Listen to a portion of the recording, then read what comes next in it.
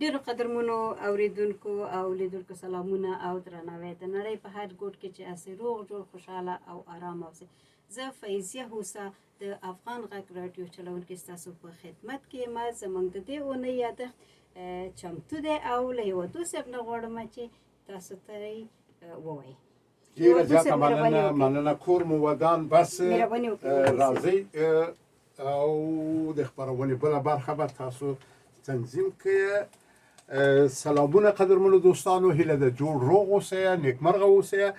د ونې په یادښت کې هم دا یو موضوع لرو چې ټول ټاکلي دي او سبا ته په ګامله کویه لانوای کې چې د سردار د هوټل په نوم مشهور ده په شینستار کې له 11 نه تر 1 بجې یوه ډېره مهمه غونډه ده. هلته دغه وکیلانو چې ځانونه کاندید کړي دي دوی راځي او خپل پروګرامونه توضیح کوي. هلته جناب هادي ابوي د افغانانو د شورا رئیس او جناب میر عبدالواحد سادات په اروپا کې د افغان حقوق پوهانو ټولنې رئیس موږ ته ټلیفون کړی و، خبره راکړه چې هیله لرو چې ټول افغانان هلته برخه واخلي. همدغه موقع ده چې هلته خپلې خبرې وکړو.